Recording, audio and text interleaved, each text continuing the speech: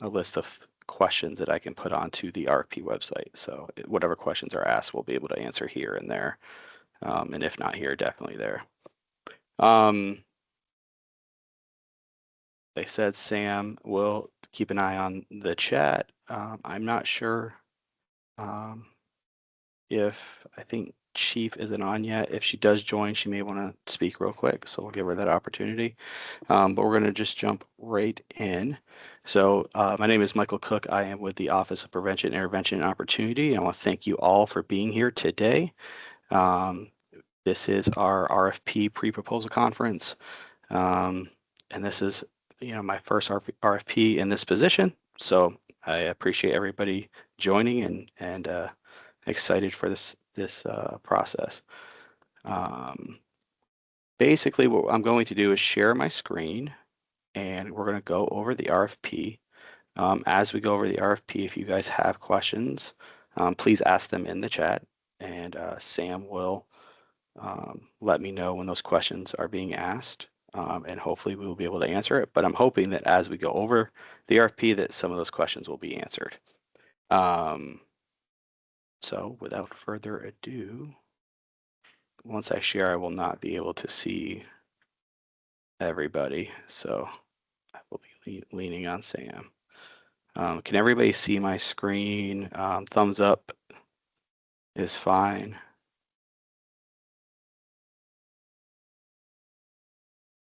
We're good to go, Sam? Yes. Cool. Yes. Thank you. All right.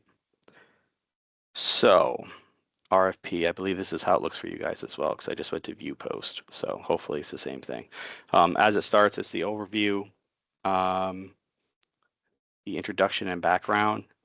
Really, we are looking at providing out-of-school time programming and youth employment programming in the city of Cleveland, aligned with the Municipal Cabinet for Children and Youth. There is a link here if you want to find out more information. You can click that hyperlink and learn more. There are 4 priority areas in the Municipal Cabinet: prenatal to early childhood, overall well-being, educational outcomes and out-of-school time, and college and career readiness. So your proposal should be connected to one of those 4, and make sure you explicitly state that in your proposal, which category you are applying under.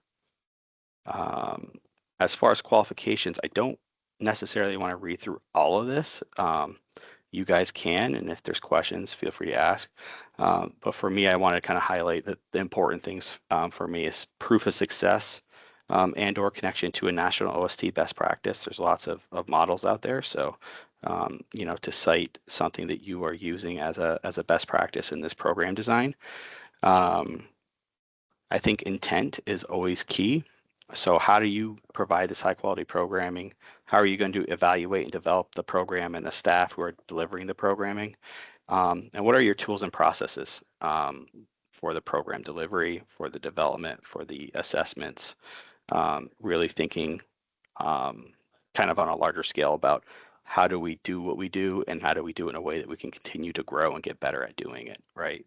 We want to provide the highest quality programming for the youth and family in the city of Cleveland.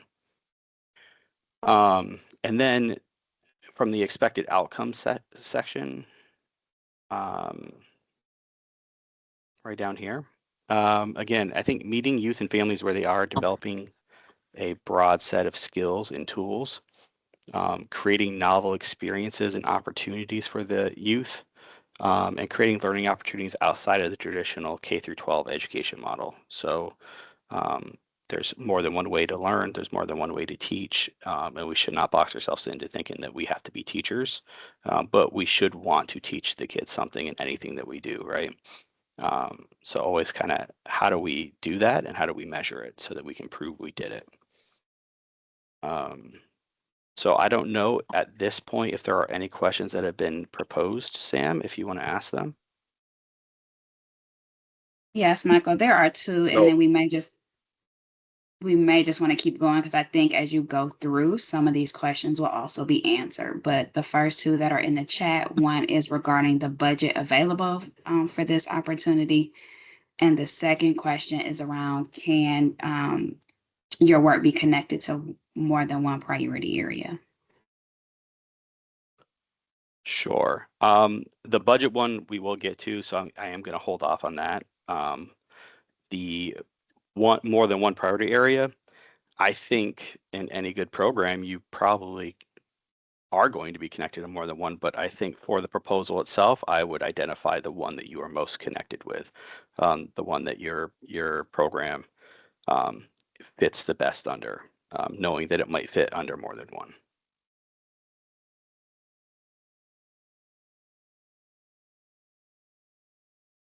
All right.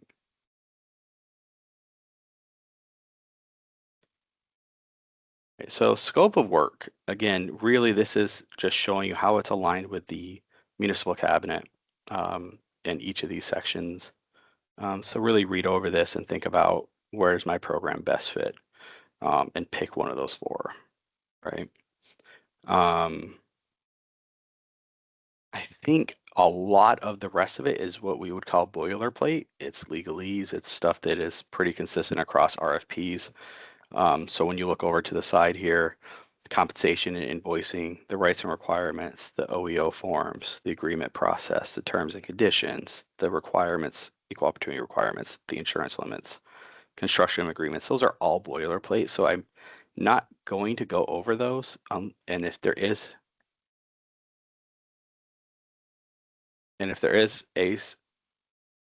a specific question you have on any of those, feel free to post those and I will answer them. But again, that stuff is pretty boilerplate, so I don't want to waste a lot of time on it. But if you do need some clarity on something in there, feel free to ask. Um, where I did want to go and really focus a lot of our time on is down here on the selection criteria and the contents, right?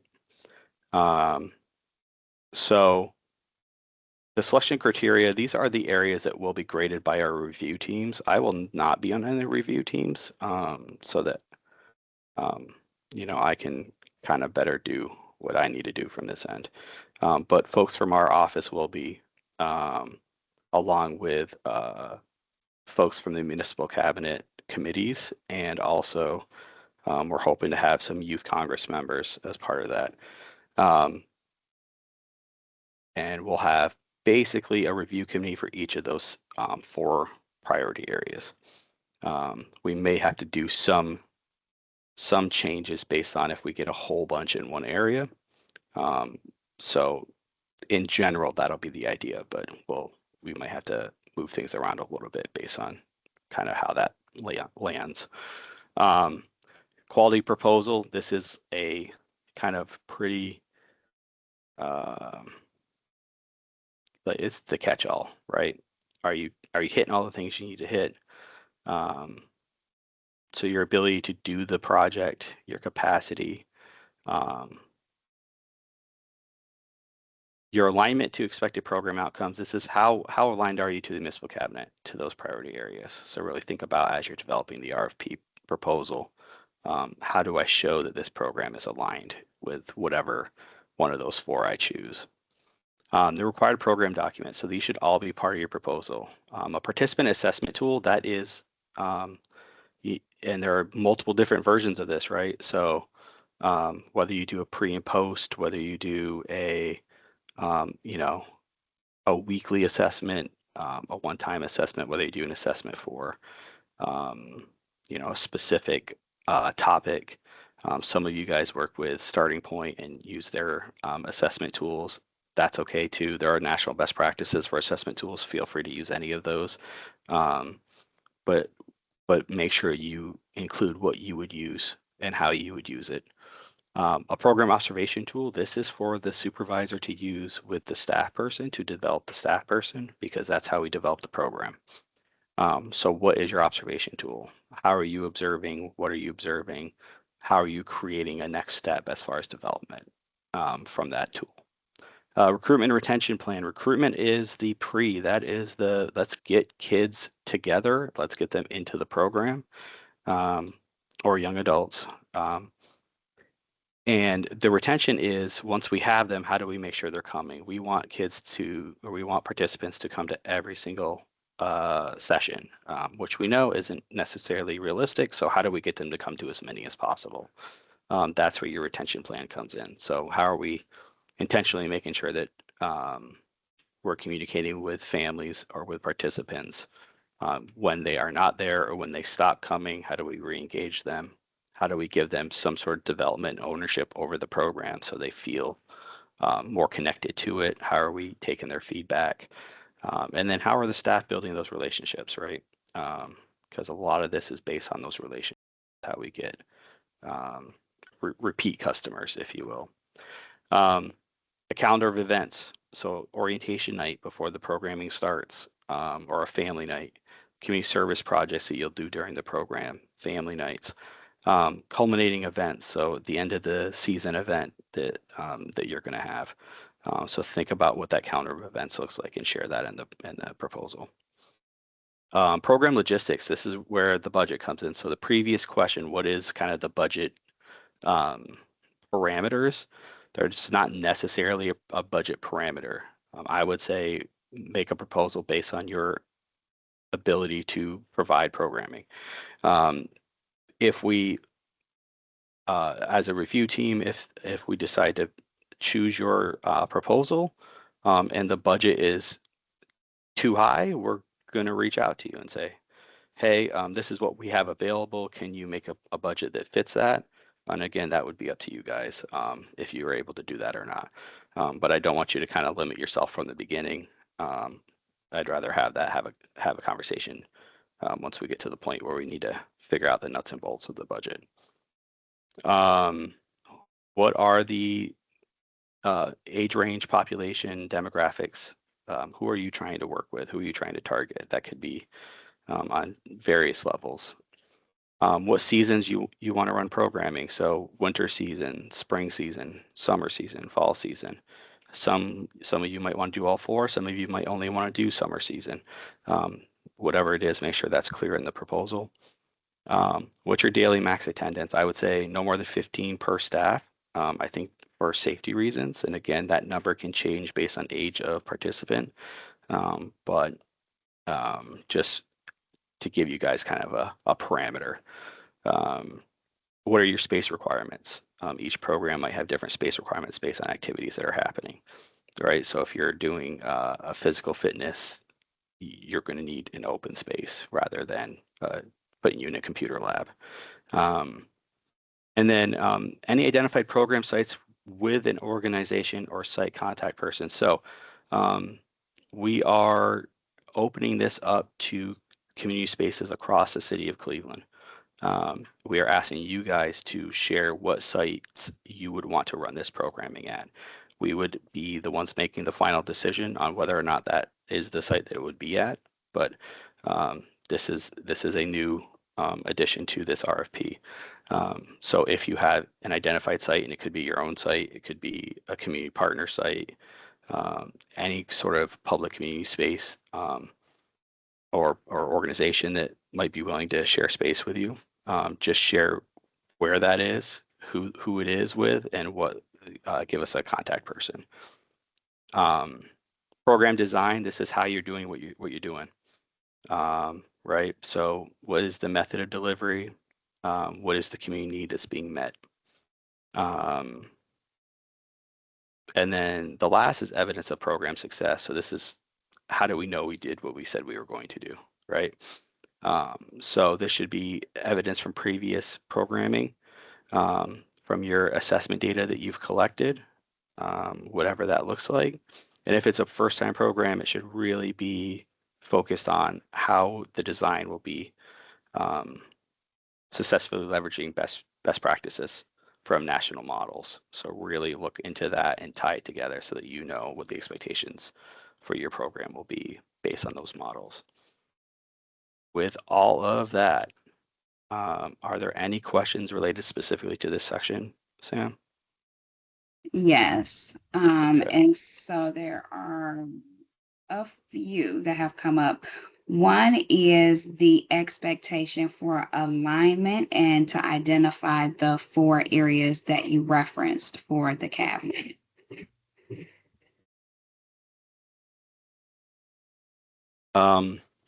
I guess I'm trying to figure out what that question might So specifically mean. they wanted to know what are their 4 areas, so I can help answer Okay, that. The 4 areas for alignment are I'll prenatal go to back early here. childhood, educational outcomes and out of school time. Yes, right there, college and career Right there. readiness. So whatever the proposal you want to submit, think about which one of these it best fits in.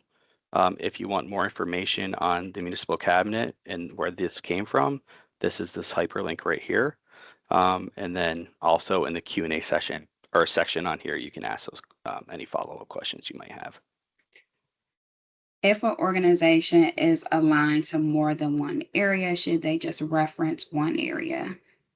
I would focus it on one area. If you want to briefly identify how, it could also connect to this or this, but really it should be focused on one area. So something might fit under educational outcomes and overall well-being. That's awesome. Which one does it fit under best? Um, doesn't mean you can't say, we also think that this fits under overall well-being. If you just want to kind of highlight that, but really focus on how it fits under one and how the program development fits there. Another question is regarding invoicing. If an organization is already invoicing with the city of Cleveland, will this be a similar invoice process? Yes, it should be fairly similar. So current program providers that work with our office submit their invoices to me, and then I put that in through the city finance program, and the payments go out that way. So it should be the exact same way through this RFP. I can't imagine why it wouldn't be. Um, and I assume that the way I do that is similar to the way other folks in other offices do it as well. The next question is, does this have to be an established program or can it be a new or an extension of an existing program? Yes, it could be a new program. With it being a new program, you won't have evidence of success, so you really have to focus on how how the model is designed to meet national best practices, and really cite what that model is that you're using, and how you're going to meet those best practices in that program design. The next question is, how many children should we estimate to serve? So I would say 15 is your max. I always look at it as if that's your max, you're not planning for 15 every day because that means you're probably going to have days where you have more than that. So I always look at it as like 75%, right? So 12, I think 12 is an average day, which means you're bouncing between 9 and 15.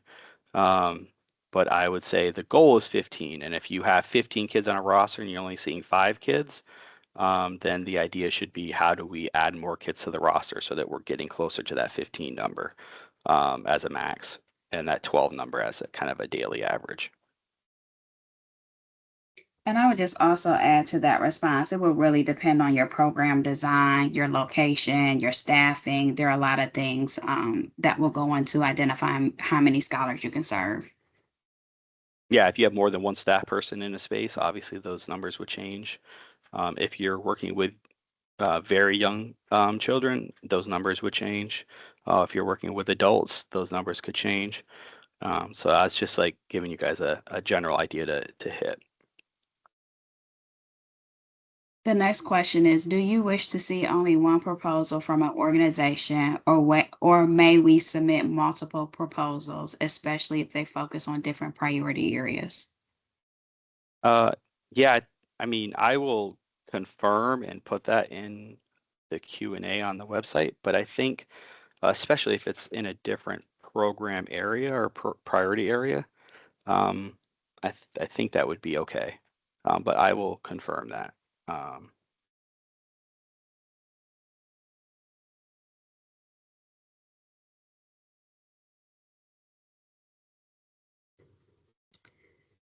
The next question is, can you please further explain a trusted space in the city of Cleveland?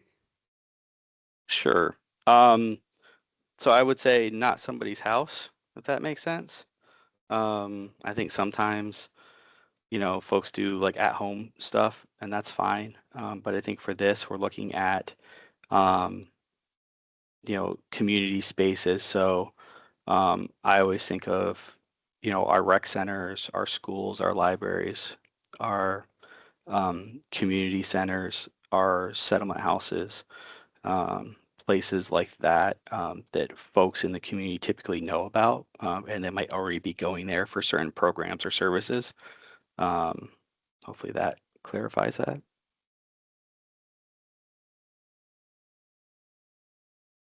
If your organization has existing or new partnerships to provide our programming within the context of partner site programming cycles, do you want to see that reflected in both organizations' individual proposals or one in a collaborative proposal? Good question. Um, I would say if you're both trying to fund the same program, then it should probably be one proposal. If it's two separate programs, then um, those would be two separate proposals. But yeah, if I'm trying to like visualize what that might look like, but I will try to get a more solid answer onto the website.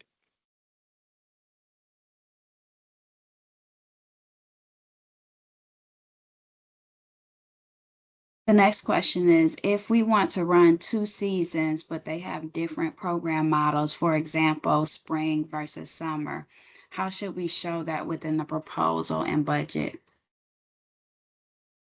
I think you just have to separate them. I mean, like the same proposal, but like when you're talking about program design, this is the spring program design, this is the summer program design. Um, and then if there is a budget, if there's a change in what the budget looks like based on that, I would just in your budget have your spring budget and your summer budget, and then have it total.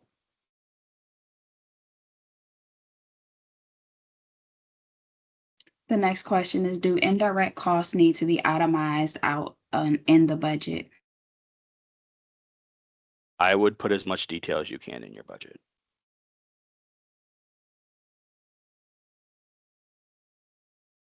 Another follow question around trusted community spaces, and this one is, are schools included as a community space? Yes.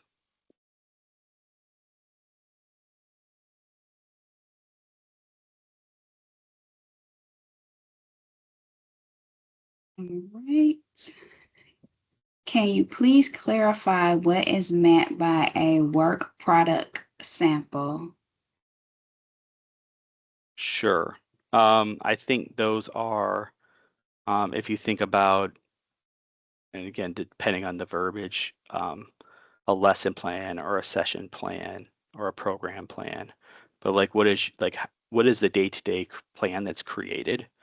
What does that look like? How do you develop that? How do you evaluate it and amend it as you work through the program? So just think about like today, if I'm doing an art class and we're focused on paper mache, uh, then what does my lesson plan look like for that day? And then how am I identifying kind of the timing and the learning? So what are the things that I expect the participant to learn, and then how am I assessing to make sure they learn that? So that would be an example of like a day-to-day.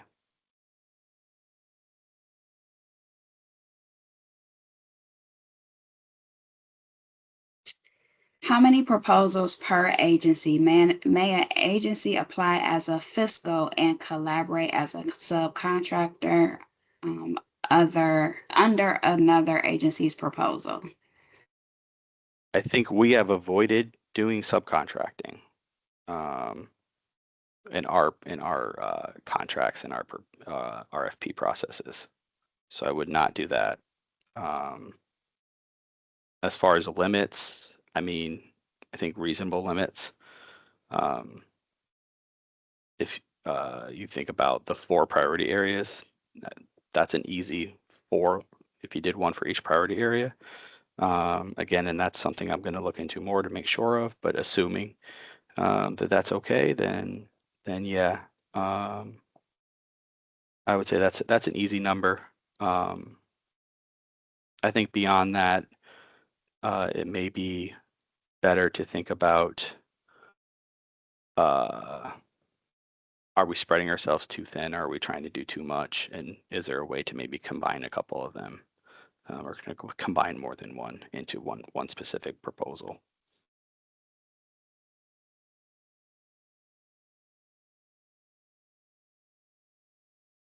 The next question is, could recreation centers be available for use if a relationship was already established?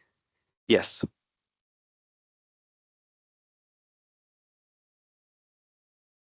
The next question is, can you clarify who qualifies as a vendor client reference? Must it be another entity we have Um, had contracts with to provide services? yes. I mean, I can ask to clarify that, but I believe so. It would have to be another entity that you have worked with in some way, um, that you've completed a successful contract with.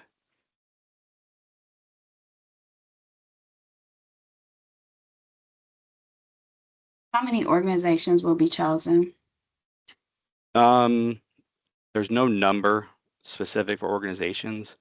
Um, Part of it is looking at our budget, and then part of it is looking at how are we going to allocate that budget across these 4 priority areas, and then what type of proposals we get and what proposals are chosen or rated highly by the review team. So there's going to be a lot of figuring out on that, but there's no like we're looking to fund X number of projects or X number of partners.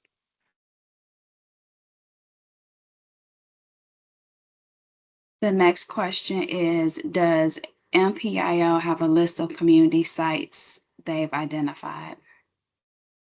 Um, I personally have a list of places that could be used or could be approached, but that is not something that I'm planning on doing until after this RFP process. So I would say for you, you guys as the proposees, or proposers, to think about those spaces, uh, and just looking at like a neighborhood level, uh, what organizations are in the neighborhood, have space, and then reach out to them and see if they're willing or able to house your program.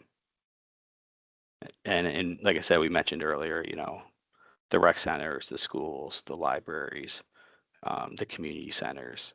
Uh, and I'm sure I'm missing some, but those are just literally off the top of my head without naming specific places.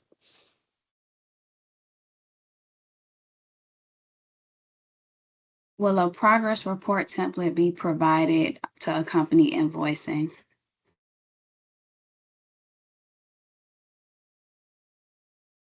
Yeah, so typically we do an end of season evaluation report, and I can, um, that would probably be something that we would share at the orientation, once partners are picked and we move into the next season.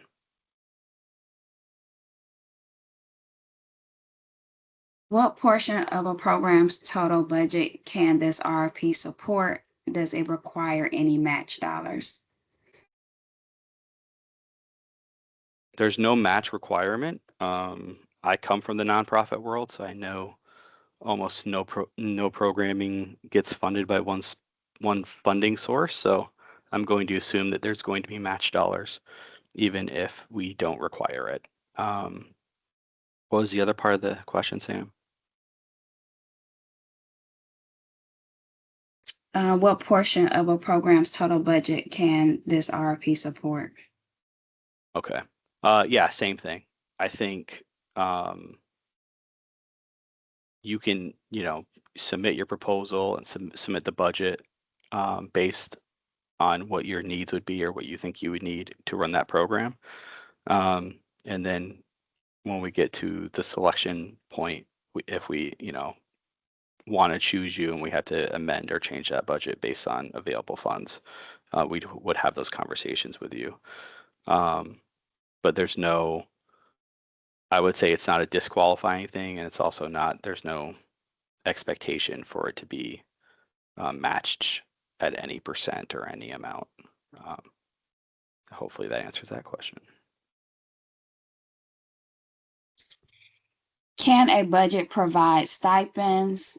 In addition, if transportation is provided by a current program, can that be included in the RFP budget?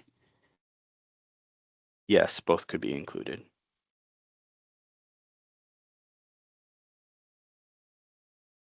How many days a week would you like to see programming held? I think that depends on your program.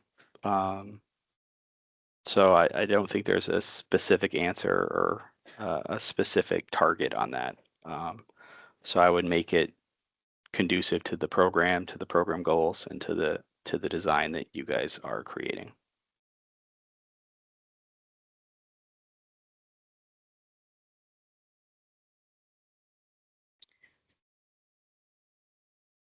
We provide OST programming at multiple sites. Can we budget for 15 participants per site multiplied by the number of sites we propose?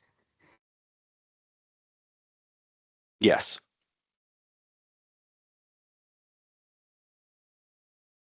If we are serving 15 kids, is that 15 per day for a session or counted only as 15? Not sure if I get that question. So if we're talking about the 15 number, I think is your daily, if you think about it as like your daily max attendance from a safety perspective, and that's kind of in the middle. And again, that number is, a little bit more fluid when you get to the edges of the ages that you might be serving.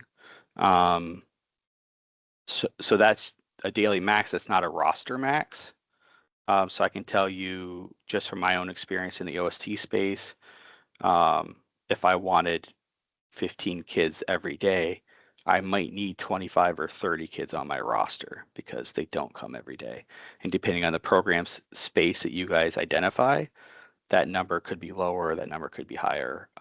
Some sites have um, kind of higher daily turnout from the roster than others. So that is just something that there's a little bit of an art to that, to figuring out kind of what that number looks like. Can meals and or snacks be included into budgets? That's a good question. I believe so, but let me confirm.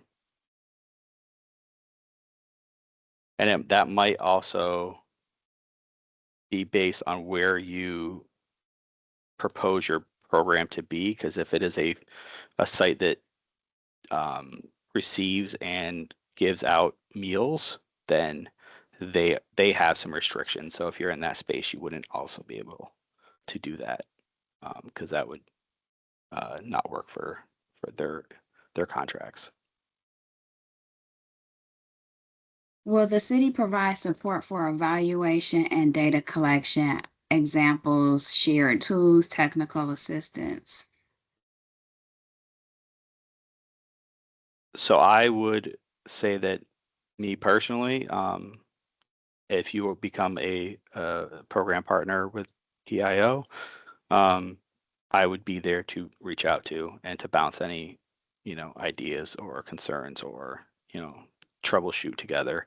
I this last season I did do individual one-on-ones with each partner, to go over the things that they had provided and kind of offer some feedback or suggestions on the things that they had created.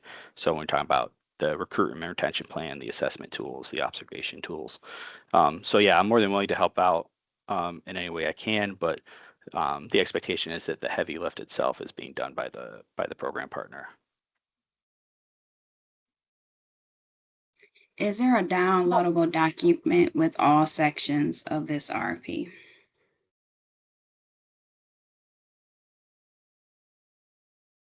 And that can be I don't know. accessed through OpenGov. So once you Yes. actually go into OpenGov, there is a way to export the file Yeah.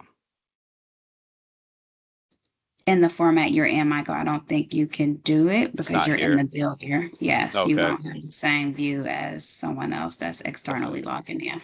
Okay. So yeah, let me try to find the how to do that and then I'll post that. If working with the school, would services have to be after school or can they be during the school day? Hmm, that's a good question. Um,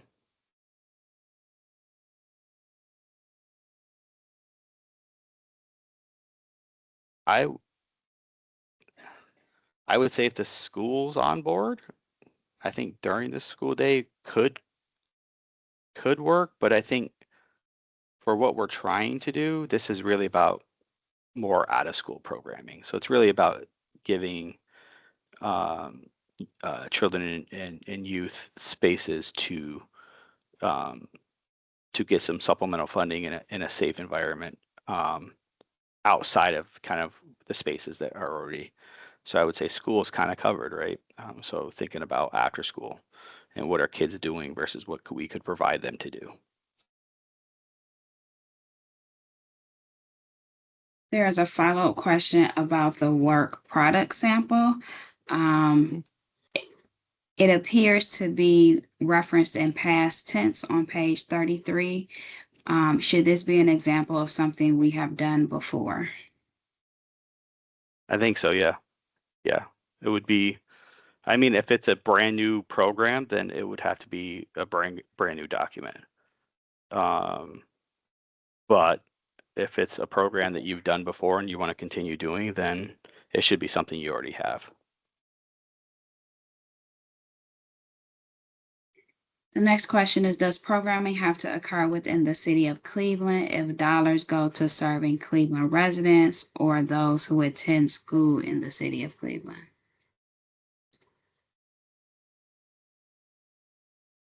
Are we talking about every single day? I think every single day would be problematic. If if we're talking about like field trips outside the city of Cleveland, um, I don't think that would be an issue.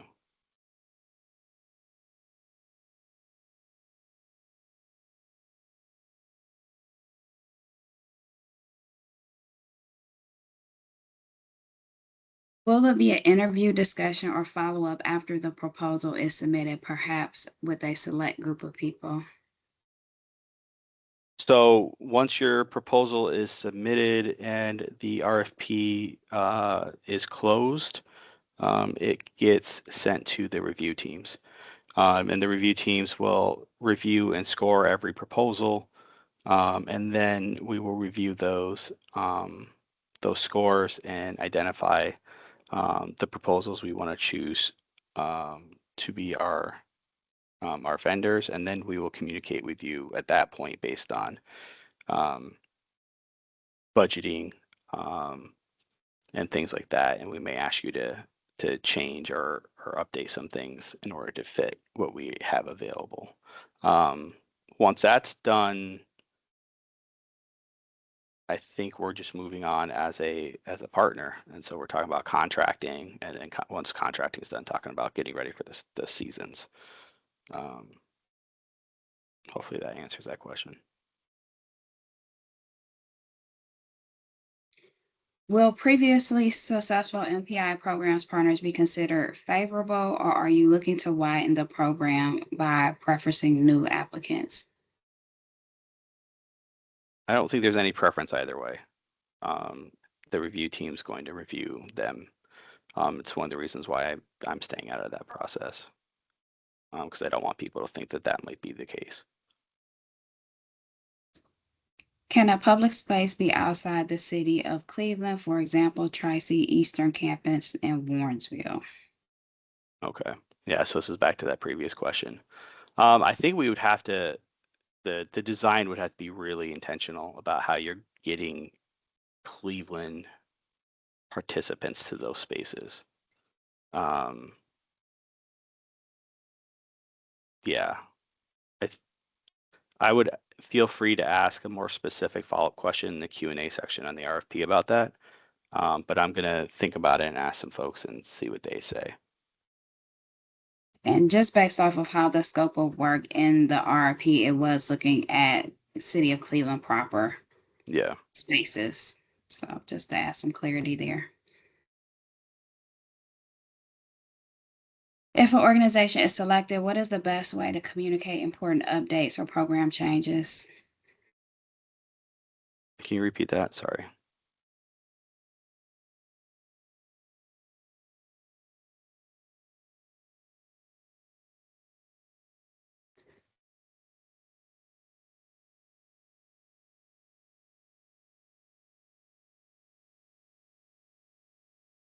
Hey Michael, this is Joseph with Flower Child. I just figured if can you guys hear me? Yeah. Okay, awesome. Can I ask you a question real quick? If Can you is put it- it in the chat? We're trying to keep everything in the chat. oh, okay, Yeah, understood. and then Sam's asking them from the chat. Sorry. And Sam, can you repeat that previous question? Yes, we have about 10 more minutes. We'll get through questions. Whatever questions are not answered, they will be answered in writing.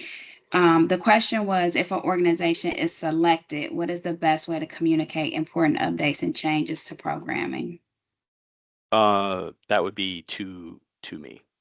And we'll go over that again. Any programs that we have in seasons we do orientation with, and we go over that process and what it looks like. Is this a reimbursement RFP? Yes, everything has to be reimbursed, so we can't pre-fund.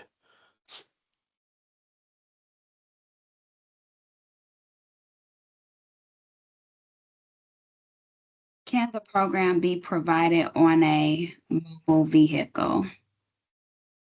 On a what? You cut out on me, I'm sorry.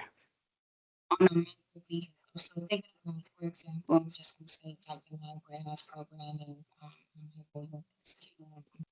Your speaker's doing the thing, Sam. Or your Can you mic. No. Is it better now? There you go. Yep. Sorry. Can a program be provided on a mobile vehicle, similar to the library's reading unit? I'm guessing this question is a similar question to that. Yeah. I mean, I don't see why not. Obviously, identify the how and the why in the program design. The next question is this funding for only 1 year? So I believe the goal is going to be a 1 year with a 1 year renewal. Does Saturday programming count? Um, I don't see why not. I think again, it would have to be identified in the design about why we're picking that day and how it's going to be, um, why that's going to be a successful day to pick. How will the instructions for exporting the proposal and getting it to OpenGov be communicated?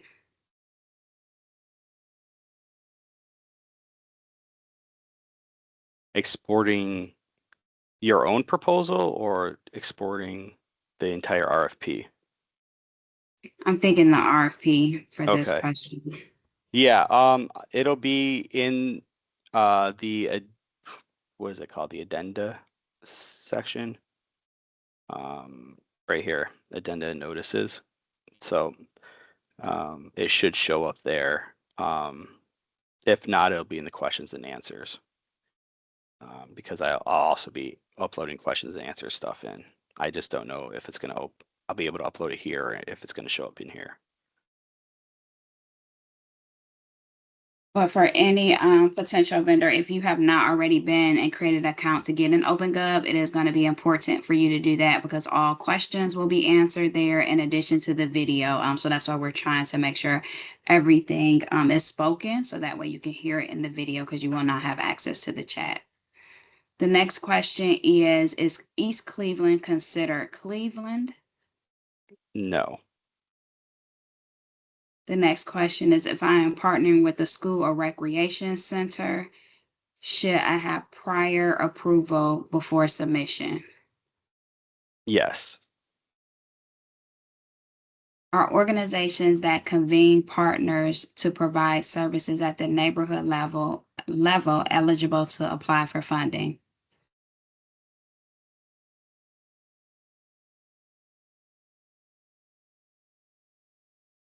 I would say that this RFP is specific to um, program delivery as an organization rather than convening.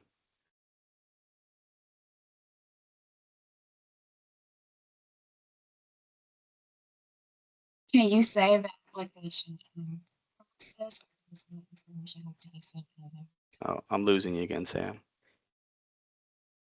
Can you hear me now? Yes. Can you save the application while in progress? Yes, I believe so.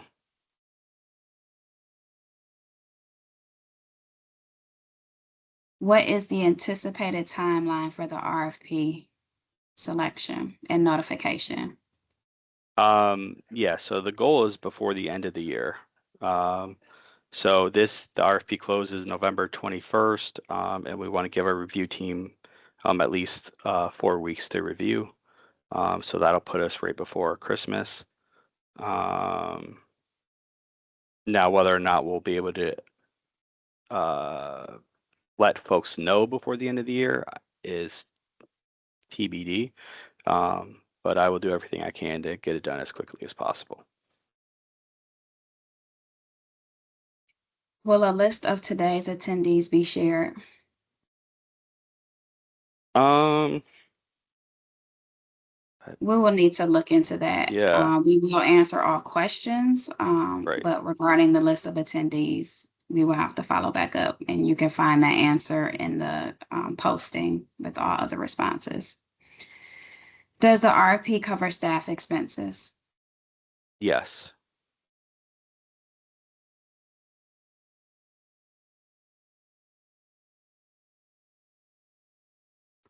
Okay, and then I see the final question is, will the reviews and scoring be public? Sam, I don't know. I don't think so. We will look into that. I am Yeah, not sure. I know for those that are on the committee, the information is public, but as far as going back out to everyone that applied, it is not to my knowledge, but we can look into that. yeah. Again, it's my first time doing this, so some things I just don't know yet. What is the time frame for reimbursement? Um, so typically, folks would submit an invoice. I think they usually give about a month from the date of submission to the date of payment. I try to get them in immediately. So it should not take that long. Um, Sometimes there are issues on the back end that need to be figured out, and that might slow things down. But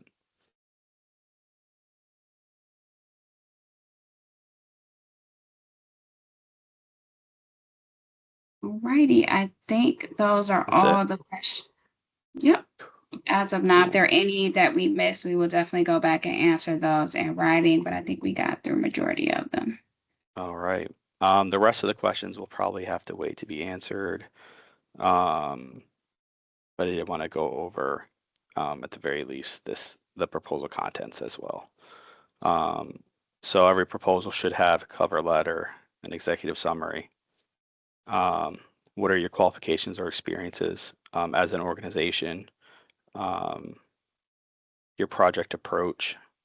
This is where you talk about, again, your previous successes and your kind of data that shows that, or if it's a brand new, really tightly show how it's connected to a best practice on a national model. Key staff, so thinking about as an organization, who is going to be directly touching this program that you are submitting the proposal for. So your organizational chart under management approach, and then your work product samples. So this is really, like I said, this is stuff that you should already have or you should already been using, unless it's a brand new program, and then it's going to be something that you've created in anticipation. But that is, there are the attachments that are also in, I believe, was it this section? I'm trying to remember which section it was in.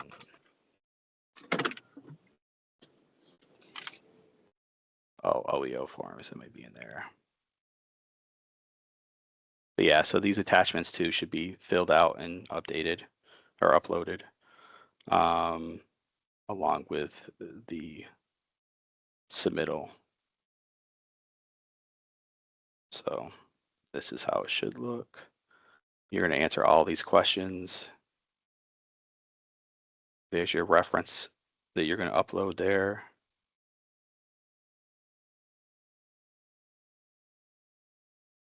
Your required forms here.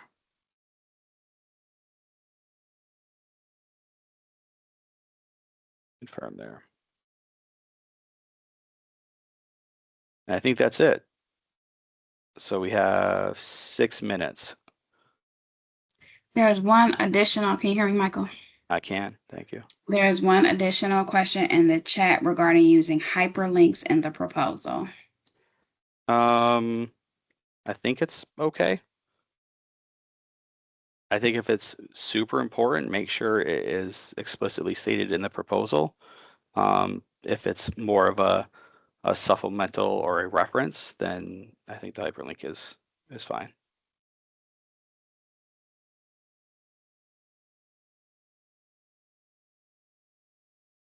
Stop sharing my screen now. Can references come from other partners from Cleveland Rex?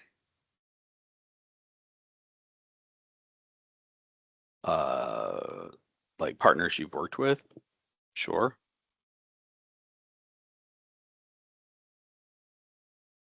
I think the big thing that we want is folks to have references that show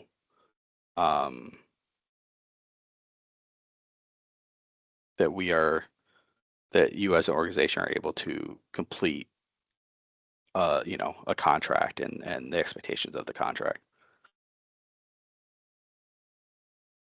And then the next question is about how do we access the portal? And Mike, I'm not sure if you can drop the link to the RFP in the chat. Yes. And And this should have been partners- in the original email I sent out. So if you didn't get that email too, I will post my email in the chat, and please just send me an email and I can send you things as well. But yeah, let me find the link here real quick.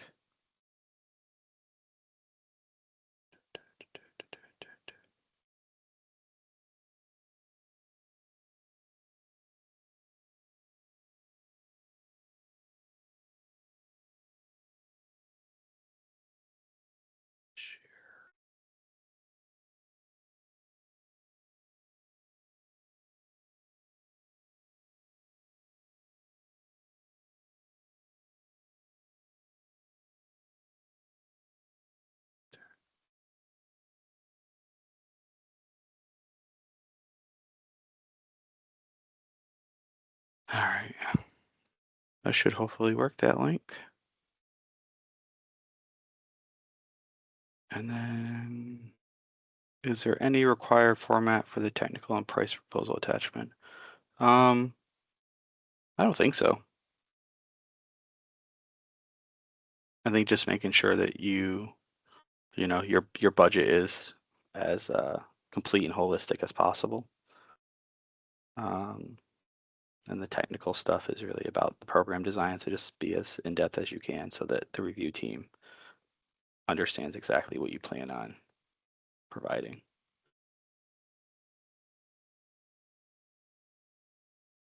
Did anybody check that link? Does it work?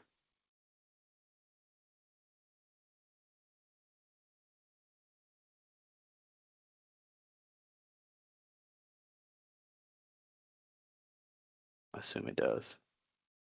And there's my email in there as well. And Sam just brought up in the chat, end of the day, Thursday, October 30th is when the Q&A section on the RFP website closes. And that will be the last chance you have to ask a question. After that,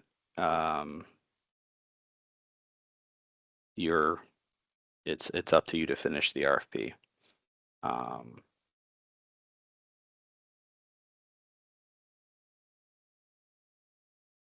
And then any other questions pop up while I was, no, I think we're good. Well, I want to thank everybody for attending and joining, and I, look forward to getting all the proposals in from everyone. Best of luck, and again, if you have any other questions, please post them in the RFP Q&A section, and I will answer them there. And then I will upload any questions and answers we had today in this meeting as well. So thank you, everyone, and I'll let you go with less than a minute left in the meeting. Have a good one.